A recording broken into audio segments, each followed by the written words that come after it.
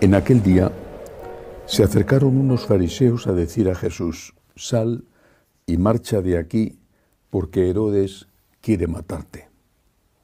Jesús les dijo: id a decir a ese zorro: mira, yo arrojo demonios y realizo curaciones hoy y mañana, y al tercer día mi obra quedará consumada. Pero es necesario que camine hoy y mañana y pasado, porque no cabe que un profeta muera fuera de Jerusalén. Jerusalén, Jerusalén, que matas a los profetas y apedreas a los que se te envían.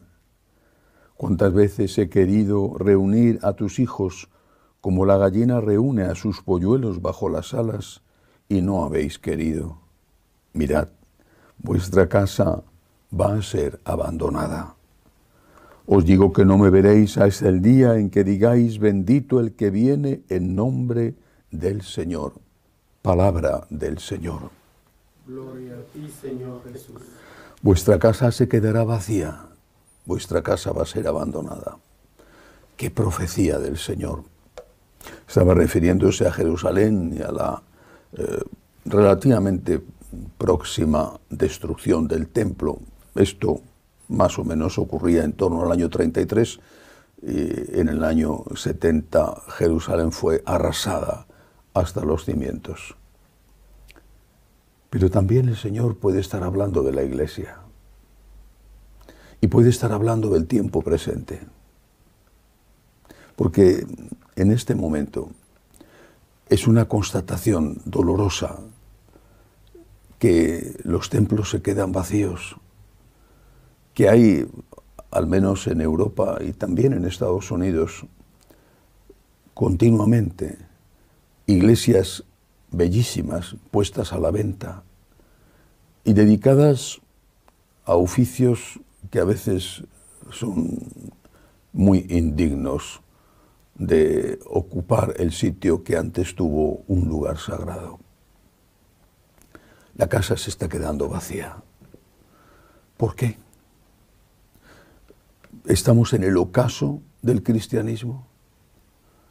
¿Estamos en el final de la era cristiana?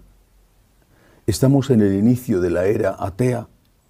Así parecería, por lo menos en Occidente, no en otras partes del mundo, ciertamente, no, por ejemplo, en el Islam.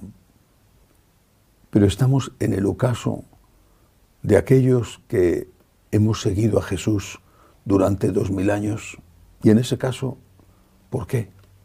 No digo que la Iglesia vaya a desaparecer, entre otras cosas porque Occidente, Europa y Estados Unidos no es el mundo, ni siquiera tampoco Latinoamérica, donde el ocaso de la Iglesia Católica es muy visible. Pero, ¿por qué está pasando esto? Creo que el Señor nos da una pista. De hecho, dice al final que no volveremos a ver al Hijo del Hombre hasta que no le recibamos como lo que Él es, como el enviado de Dios, como Dios mismo. Y dice también, respondiendo a los fariseos, que tiene que hacer su trabajo y que ese trabajo lo culminará al tercer día.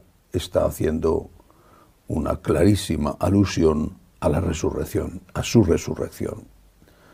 Por lo tanto, quizá la causa de este abandono masivo es precisamente que no estamos creyendo en la divinidad de Jesús y que no estamos creyendo en la esencia de esa divinidad, en la gran prueba de esa divinidad que fue la resurrección de Cristo.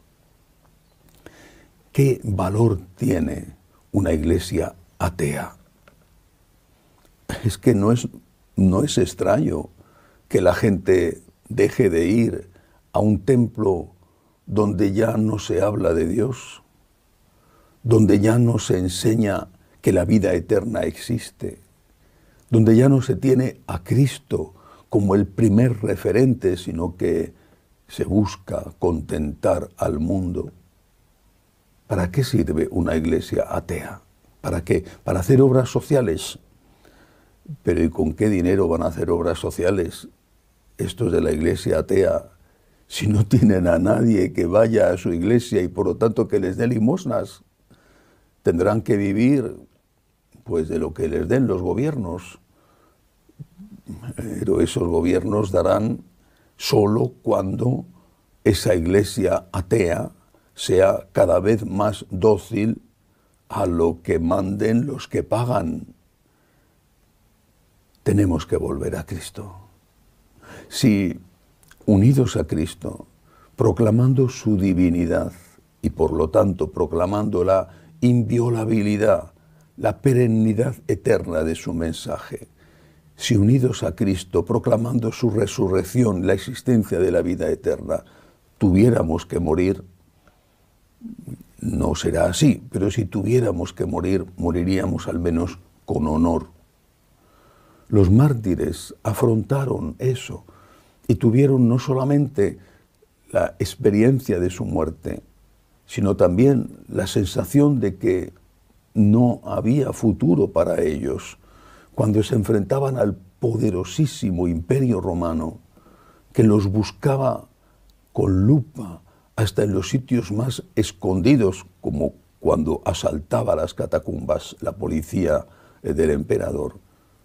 Tenían seguramente la impresión de que el cristianismo estaba condenado a desaparecer, pero prefirieron ser fieles a Cristo a tener éxito. No transigieron, no adoraron a los dioses, no adoraron al emperador, no sirvieron al mundo, prefirieron morir con Cristo para resucitar con Cristo.